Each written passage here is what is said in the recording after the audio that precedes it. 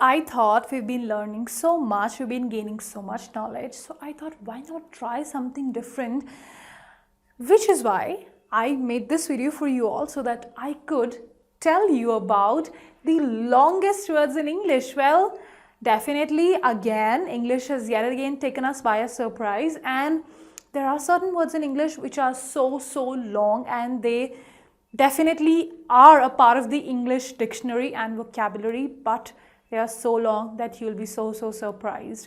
Well, it is completely your choice whether you want to use them or not, but yes, because it is so adventurous and it is so much fun to learn about them, we will.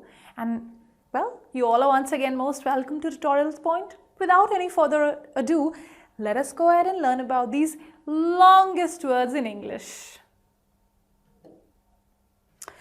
Well, the first one, which is a 29-letter word, it is Floxy-nihilipilification. Floxy-nihilipilification. Well, Floxy-nihilipilification, which is a 29-letter word, actually means calling out or tagging somebody as worthless, or something as worthless and useless or of no value add.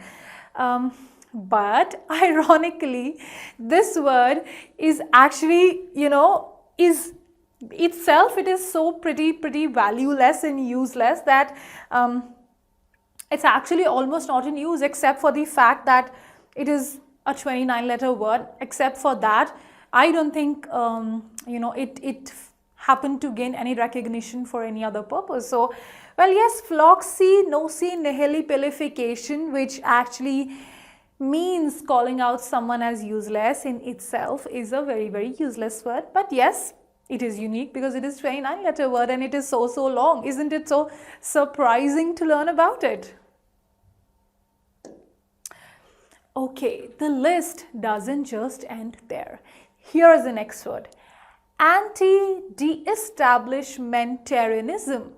Anti-Deestablishmentarianism is another 28-letter word, which actually basically it started, it has a very old usage. So it was when it was used, it was actually used to denote the opposition to de-establishment of the Church of England.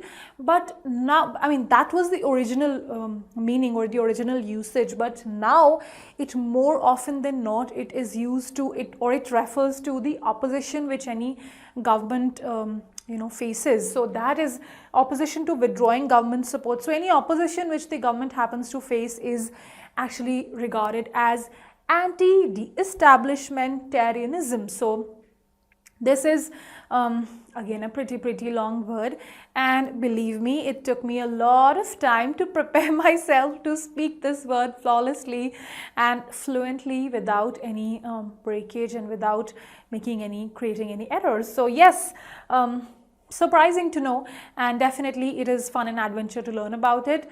But yes, it is completely your choice whether you want to use it or not. Incomprehensibilities. Well, this is a pretty, I think a pretty common word, and it is not a very tough word to comprehend. Well, this word actually set a record in 1990s as the longest word in the common usage.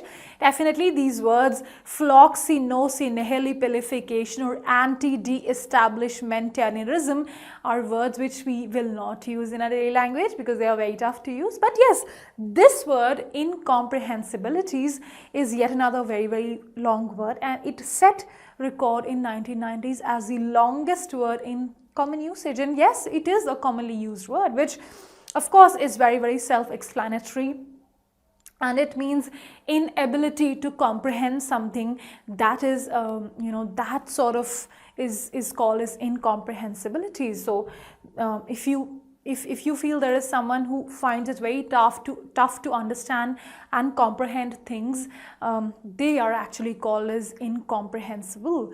Or anything which you feel that is tough to understand is incomprehensible, and so is incomprehensibility. So any ability is incomprehensibility. So yeah, pretty I believe better, easy to use compared to the other words which we just covered.